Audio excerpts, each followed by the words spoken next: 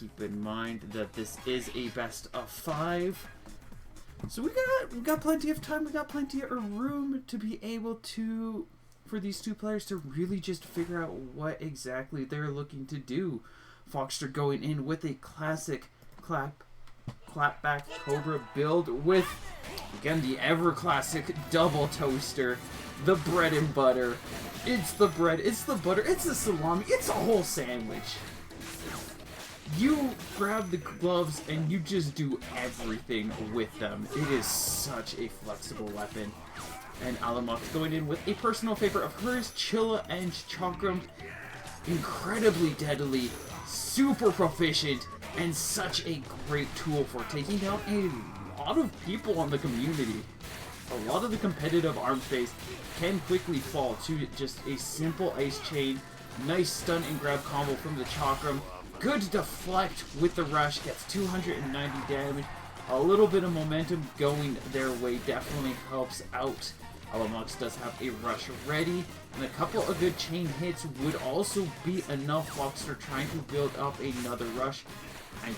I'm guessing ALUMOX here is just looking to hold on to this rush, try to hold rush advantage, but if Foxster is able to play safe, there is a possibility that we're going to have the rush ready, and ALUMOX might end up setting herself up detrimentally, but we get one more nice grab, and she is able to clear things out before it gets too scary. Let's see. Looking at how things are, I'm surprised Foxster is not opting to go with a clapback here, choosing to just stick with the two gloves and managing to secure a rush for 300 damage even at such a range. He's going to be getting caught by a rush as well, as ALUMOX lands 270 damage and a meaty grab combo right on the side. He is locked down against this wall. Doesn't get the timing of those punches out to parry that or just power through. Definitely helped that Foxster chose to jump in that specific situation to make that toaster a little harder to parry down. Patient plays, ALUMOX gets another freeze. She is definitely trying to get these ice games going, but Foxster is just keeping a very nice, cool head, and it has been rewarding him immeasurably. 300 more damage, and she is now one hit away from getting knocked out, and a good jump catch will allow him to balance out the score.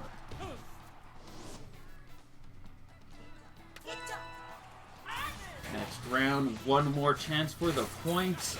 ALUMOX is going to be starting this one out with rush advantage. Kind of hoping she uses it sooner or later so that she can quickly build out another. That's an RH1. That is a good enough opportunity as she gets the shield break. And buffs up, managing to start getting this tempo going. Nice freeze. Excellent grab to follow up. Foxster is going to have his rush ready soon, and he's going to be looking to use it probably as soon as possible, just to prevent ALUMOX from building up too much more tempo. There's a good catch attempt, and ALUMOX with a nice jump and punish. We saw just a clean little dive out of the way. We do get a grab going here, 170 damage. Foxster is going to try to keep this momentum going. That's another solid chain of hits. Quick rush, that's not going to shield break. Gets pretty close though. And ALUMOX is just looking to keep that pressure going, and she's going to be able to secure things as a result, claiming the first point. God, Brass's lines are just the best. They're the worst when you lose to him because they're so cheeky and mean, and it's so easy to get salty. But when you're just listening to Brass being Brass, it's like he's such a fun character. Just the guy they got to voice this character is so fun. I just love his energy. Like, you hit him with a wind arm and he's just like, wee.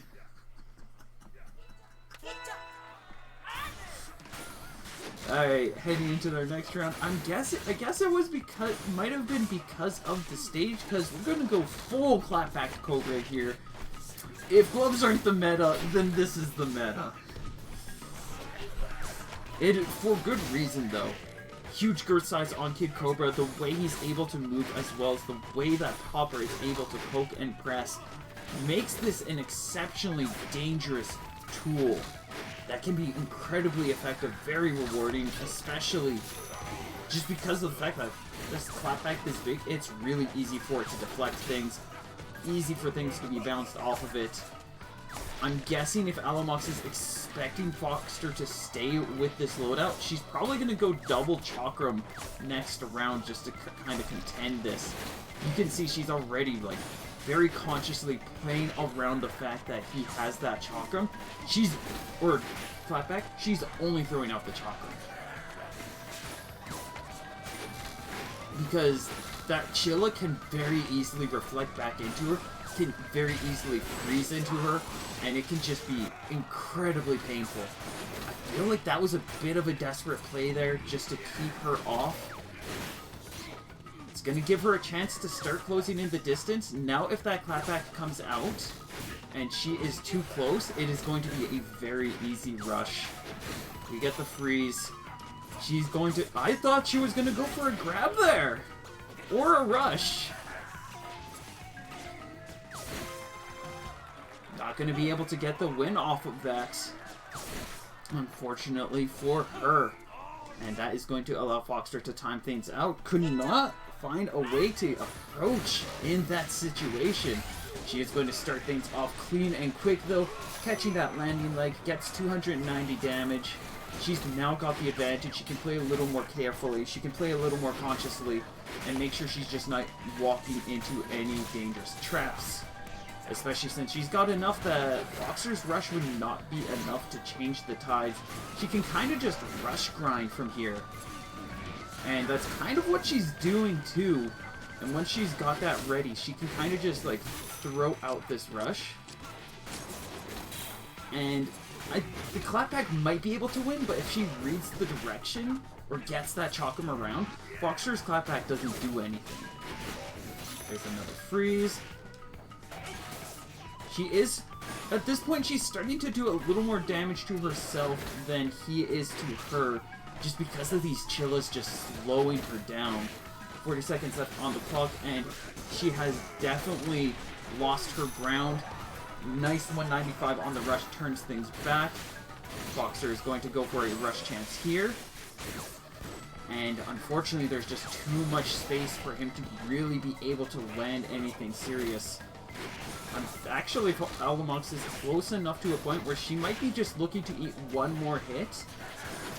So she's got that permacharge. We've got 10 seconds left on the clock. She just needs one more hit. She's got the rush ready. If she just presses it, he's out. And she's going to take that point.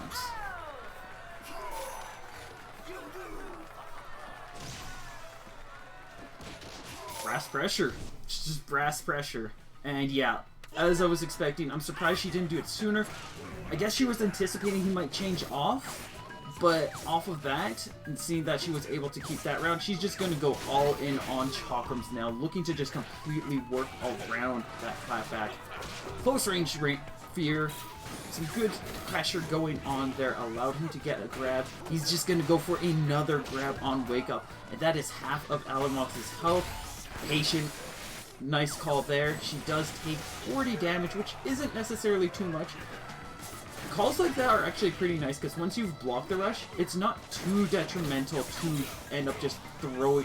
Just to go for a punish attempt, and then follow up from there. And we do have the Enrage now. She is permacharged, and at a perfect amount, too, where he doesn't really have much room to do anything. He doesn't have his rush. He needs to get a charge up to do anything, and she is fully capitalizing on this. He had the clapback out. Armor would have saved her. There was nothing he could do in that moment. And that's something I know I still can struggle with from time to time, and I know a lot of players generally do, is a lot of players just don't have, like... Brass is one of those characters that you need to keep in mind your win condition. Because there's so many Brass players, that as soon as you, like, they're looking for you to hit them to 250. Because if you're not able to do charged hits on them anymore, they essentially gain another 250 points of health. Like, you basically give them a whole half of a health meter. Like a whole quarter, an extra just chunk of meat to make them even scarier. So you generally want to either have tools that allow you to shut them down. You either need to be in a position that prevents them from being able to lock you down, or you need to have the rush ready. And I can definitely see here Foxster's lost a lot of his ground. Sophia's definitely, like, ALUMOX is just feeling it off of that win. Like, she got that victory and she's like, alright, I'm on top of the world. You can't beat me here. And she just took away all of his health. He is on Magic Pixel, and she is just like... read him like a book. Baited him hard. That was painful to see. And she calls the clapback. Nice call with the shield too, and Foxster is definitely having a hard time with the ALUMOX. She has pretty much caught him up on, sized him up on what he is wanting to do, and like this is still pretty fresh into the thing. Like we haven't even been live for like 20 minutes, and she's already figured out what she needs to do against this guy. Like, Brass is just one of those matchups. Like, if you need to have confidence against this character, because if you don't, like, you just eat pain. It's just difficult. There's just damage. Like, you trade at best, and then they grab confirm you, and you're dead. Valiant attempt from Foxster. Unfortunately, it was just not enough here. Brass was just too much momentum, too much pressure, and ALUMOX is going to be able to advance as a result.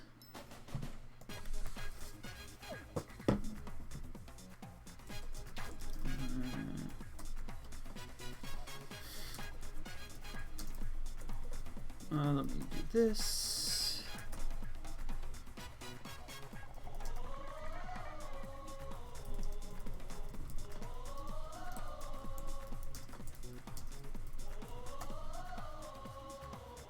Let me do...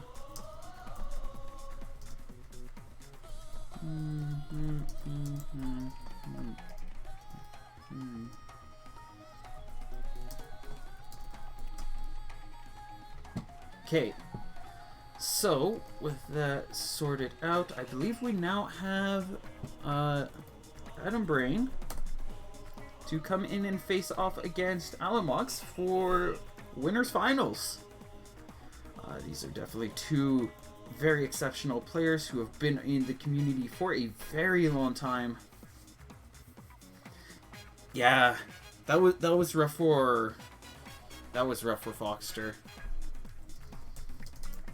But yeah, basically what happened is, and this is something that a lot of players struggle with too, is a lot of the people still in the scene, they're either like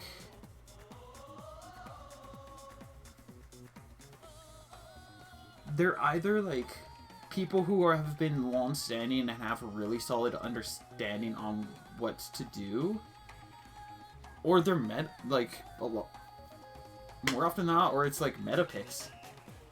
That, like, I'm not making too. I'm not trying to make a hard criticism here, but Foxster literally came in against ALUMOX with like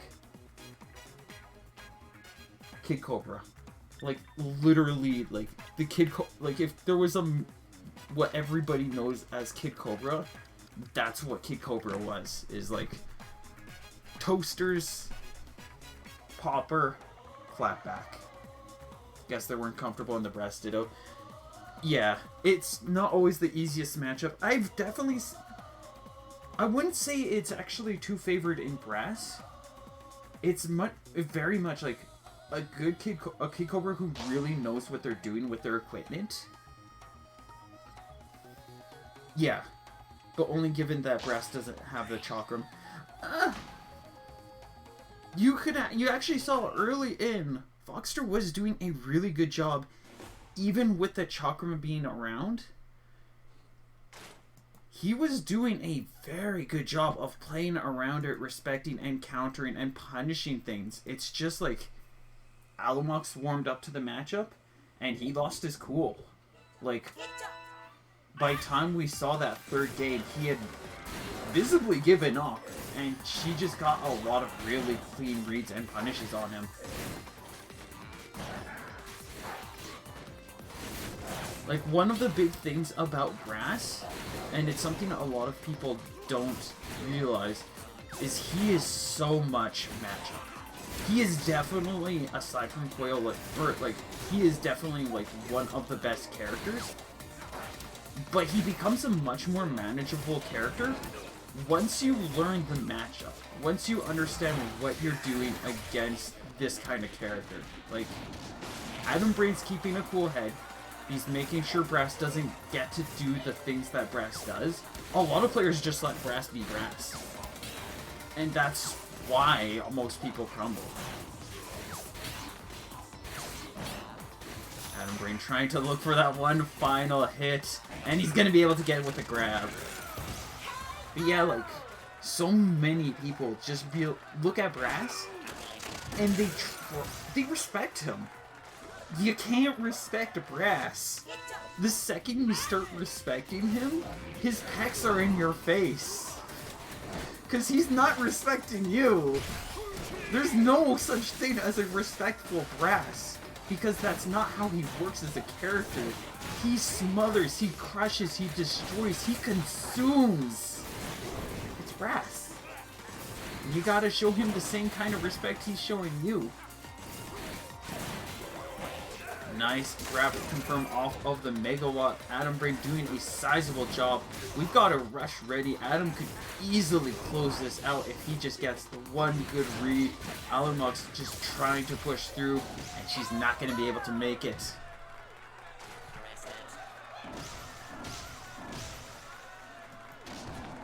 Allowing Adam Brain to claim the first points.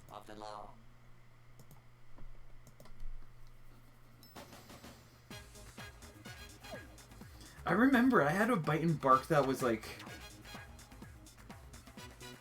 I used Biffler against Brasses, and I never brought it out for tournaments.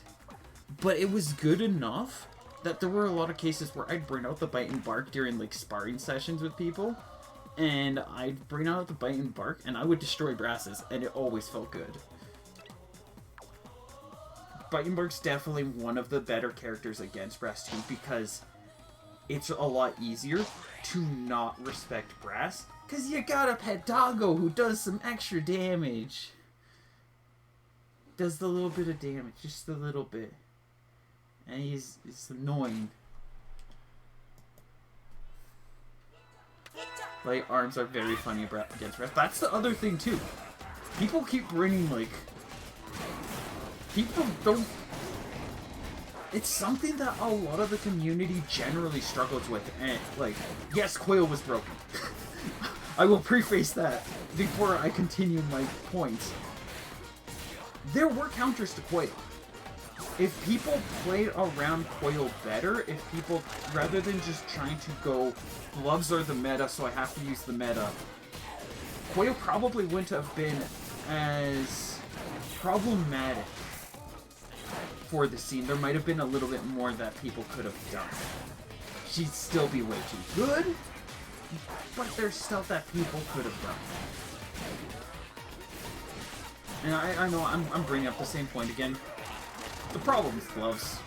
We need less gloves. Get rid of them. They don't do a good. They're slimy. Look at them slimy. They're so spammy and safe and just cheesy.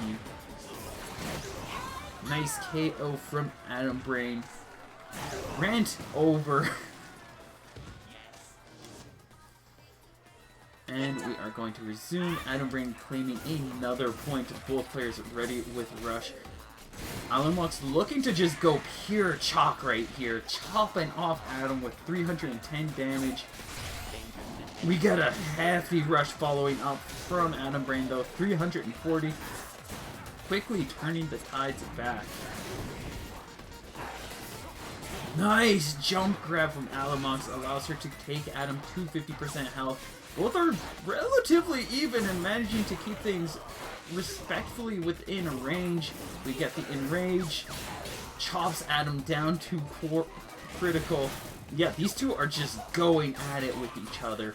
One of the advantages that something like Chakram has, while it might be a bit harder to catch Bark, it does have the bonus that if it catches Bark, it's going to be able to take him out and continue moving, where stuff like gloves will be impeded.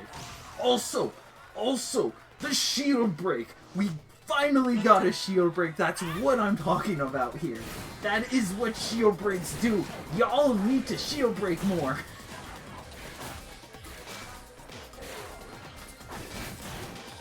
Please. You see the chance for a shield break. You gotta go for it. Those things can make or break games. Adam sees the chance for the rush and whiffs it as he invests way too much. ALUMOX getting an excellent 170 damage. $170 grab is a very pricey grab. Considering what Bite is made out of, he probably has to pay a lot to get these repairs going. Another sizable grab, and yeah, that shield break has given ALUMOX the chance to run the second round, and she's going to be able to take the point because of it. Really good call from her that allowed her to turn the tides on what otherwise might have been an easy point for Adam Brain. Just, that was a smart call.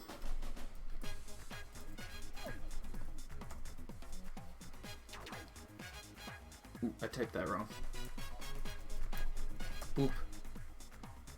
Nice. And it looks like we're going to be heading to DNA Lab next. I'm not expecting Adam to switch off of Bite and Bark. He's playing them really well. And he's continued to, like, the more I'm seeing of this, like, I mean, he's just an exceptional player. There's little that can be said otherwise. Like, he's got a great twin tail. His Bite and Bark's definitely up there. Like, it is in this tournament, in the Invitational, standing up to ALUMOX right now. He definitely a very good choice. And then we've got Master Mummy waiting on the side as well. Just really good characters. All that kind of flesh each other out and make a balanced team comp, which allows him to kind of play against certain weaknesses a little more effectively than otherwise.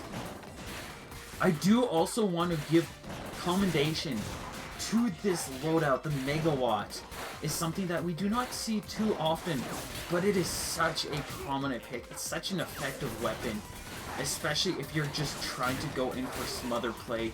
Just having this big, beefy, aggressive thing that can do 130 damage, and then you get an extra 5 on your grabs. It is just a great combo. 370 damage on that rush. Doesn't necessarily have his win condition unless he gets a good couple of hits. But ALUMOX is definitely in a pretty content position as well. If she just fed that shield a little bit more, she could have went for a shield break. But that is just going to be enough, as well as he was just trying to wiggle his way out. Putting away the Megawatt for a Retorture. I'm curious to see how this is going to pan out. It's going to be a lot harder to land the rush especially. And it's not going to be able to wall attacks out anymore, which definitely really benefited from having before. But just the peppering of shots at widespread can be really good. And especially really good shield pressure coming from this arm. Nice timing with the Chakra, will get in between the deflects and manages to knock Adam Brain down. This is another round that's kind of looking like it's in ALUMOX's favor. I do like the call of trying to aim at the arms with the retorture instead, because that can, like, 3 shots from the retorture can quickly disarm an opponent. And it makes the attack overall a lot cleaner and safer. He is about ready with a rush as well. Just needs to wait a little bit longer. She's just going to go for that. She saw the weakened shield. She weakened the pillar, recognizing that that was a good chance just to go for the finisher, go for the KO. Because even if he tried to block that, it would have broke the shield, and she would have been able to knock him out. Again, really good setups from ALUMOX. She's definitely, she is playing her best at the moment. Like, she's making really good calls. She's playing very aware of the scenario situation. Just staying on top of what she needs to do. And it looks like we're going to be heading to sparring ring for our next match. I'm going to be switching over to Twintel. Well, see how this works. I know he's got a good Twintel. It's a scary one too. But ALUMOX actually has a nade as a counter pick here, just to kind of contend with Adam, because she knows he struggles a little bit more against those explosions.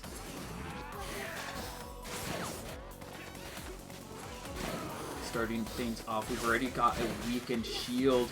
ALUMOX taking some light chip damage here and there.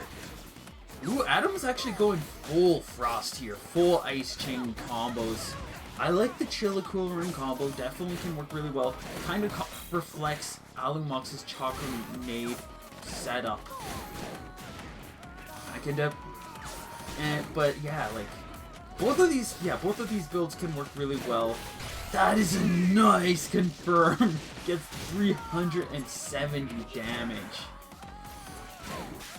But Adam, like, yo, there's the freeze.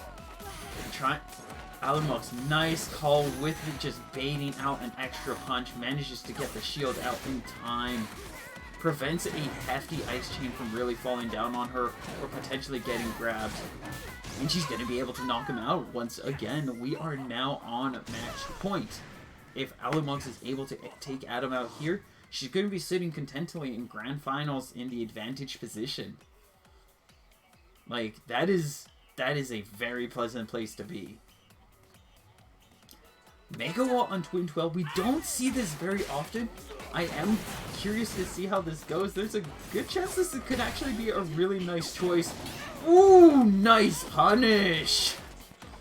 Just working right around, stalling for just long enough for the Chakram to hit while the trade is happening.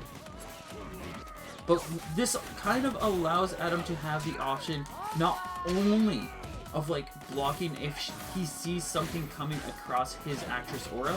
He's got the Megawatt now that he can just punch through, and that can be an even scarier way to counter some of these attacks. That said, he needs to make it work, and as it currently stands, ALUMOX is definitely demonstrating that he's not getting much room to do much of anything. That was not a good call on his part. He did not have the shield health to do that, and he is just going to get cancelled.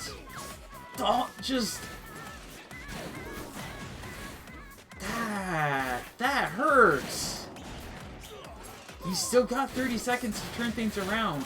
He's going to do everything possible to bring it back, and he does get a few good chains. If he gets one more good one, he might be able to land a grab and close things off, but she's going to be able to take him out. That bait was... If he didn't go for that bait, this might have been a different story. Just...